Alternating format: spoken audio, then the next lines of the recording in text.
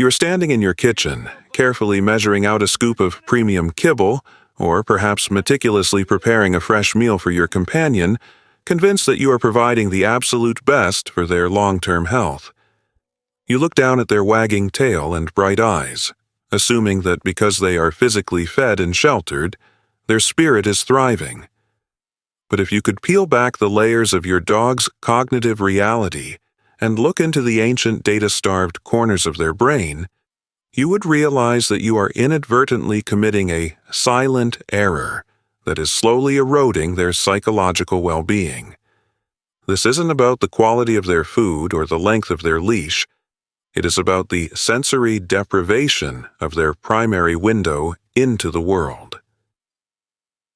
While you see a routine walk or a quiet evening at home, your dog is experiencing a form of mental starvation that makes their world smaller and more stressful every single day. There is a hidden biological cost to the way we often prioritize our convenience over their nature.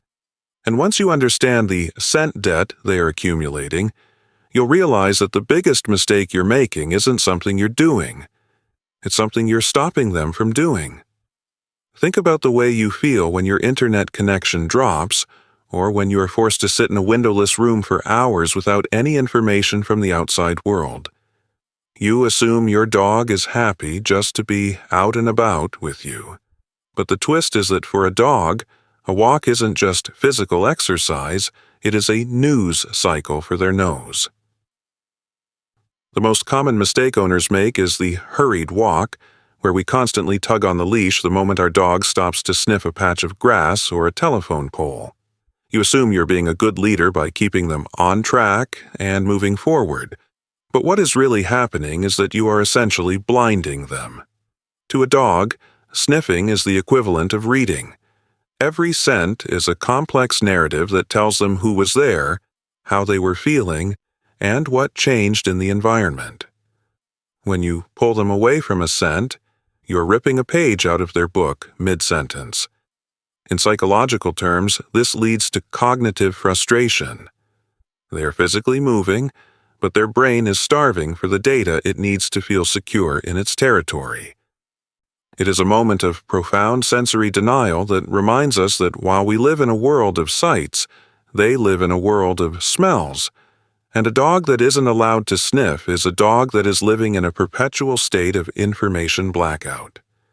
This mistake goes even deeper when you consider the autonomic reset that happens during a slow, sniff-heavy walk. You might notice your dog becomes more difficult or hyperactive at home, and the common assumption is that they just need more running or more physical exhaustion.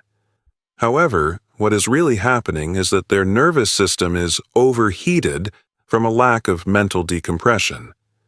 Scientific studies have shown that the act of sniffing significantly lowers a dog's heart rate and increases their production of calming neurotransmitters. A sniffari, a walk where the dog leads with their nose, is actually more exhausting and rewarding for their brain than a 5-mile run. By forcing them to march at your pace without pause, you are keeping them in a high arousal state, never allowing them to down-regulate their stress. It is a brilliant, if unintended, form of psychological pressure, proving that their behavior at home is often a direct reflection of the mental clarity we deny them on the street. As you begin to see your dog as this intuitive, information-seeking researcher, even the most mundane stop at a fire hydrant starts to feel like a high-level act of intellectual fulfillment. You start to realize that their stubbornness on the leash is actually a desperate attempt to stay connected to the reality of their neighborhood. This journey into the hidden mechanics of the canine mind is what we explore here every week, unmasking the complex storytelling that happens in the silence of the sniff. If you're starting to appreciate the detective who needs the truth more than they need the miles, joining this community by subscribing is your way of promising to slow down and let them read the world. We are learning to translate the language of the scent together, because in the secret world of the pack, a well-informed dog is a peaceful dog. By staying curious, you aren't just an owner, you are becoming the librarian of their experience, ensuring that every walk is a journey of discovery rather than a forced march through a vacuum. But the mystery of the silent mistake takes a fascinating turn when we look at the concept of learned helplessness in our domestic routines. Have you ever noticed that your dog has stopped trying to engage with their environment and now just stares at you with a sort of heavy, listless compliance? The common assumption is that they are perfectly behaved, or have finally reached a state of total calm. But the reality is that many dogs have simply given up because their primary instincts are constantly overridden by human rules. When we don't allow them to make small choices, like which way to turn on a path or which object to investigate, we are slowly dimming their problem-solving circuitry. In canine psychology, this can lead to a state of emotional withdrawal. They aren't calm, they are shut down. They have learned that their input doesn't matter. It is a ritual of absolute, unintentional suppression, proving that for a dog, the greatest luxury isn't a soft bed, it's the agency to interact with the world on their own terms. This leads us to a shift that reframes everything: the choice-based interaction.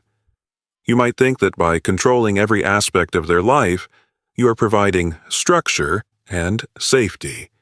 But the twist is that a dog's confidence is built through exploration and sensory mastery.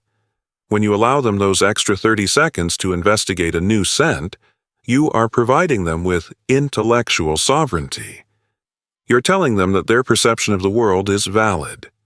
It is a moment of high-stakes psychological validation, proving that for a dog, the greatest gift you can provide is the permission to be an animal. They aren't looking for a master who dictates every breath. They are looking for a partner who respects their expertise in the invisible world of chemistry.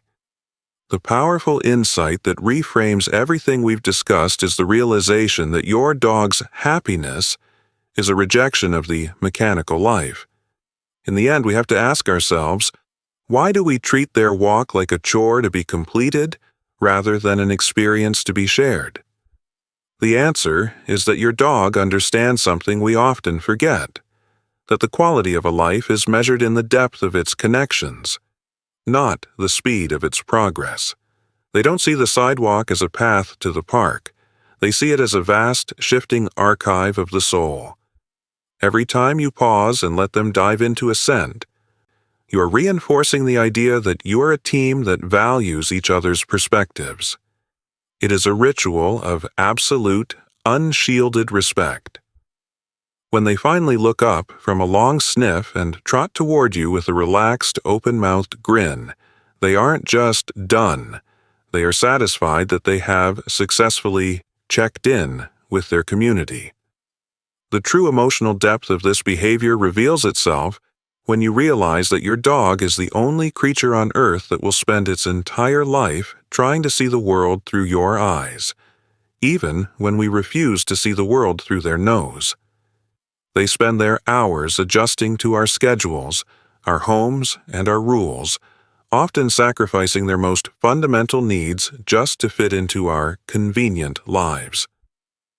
The mistake we make is forgetting that they are a different species with a different set of requirements for peace. The sniffing isn't a distraction from the walk, it is the walk.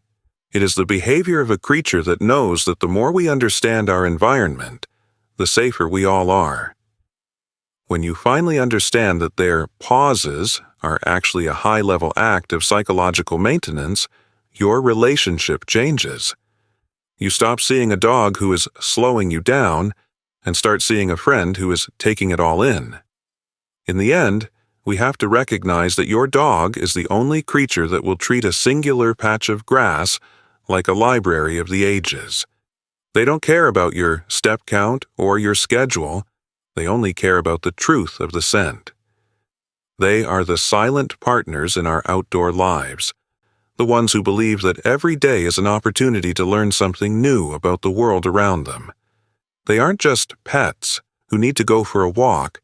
They are masters of the unseen, researchers of the spirit who have decided that your neighborhood is a story worth reading, one sniff at a time. The next time you're out with your dog and you feel that familiar urge to tug on the leash because they've stopped for too long, don't just pull them away. Take a second to realize that in that moment your dog is engaged in the most important work of their day. They are mapping the world, calming their heart, and fulfilling a 30,000-year-old mandate to understand the unknown. Give them the time. Your dog doesn't sniff the world because they're being stubborn. They do it because they're the only ones in the relationship who are wise enough to stop and smell the stories that everyone else is too busy to notice.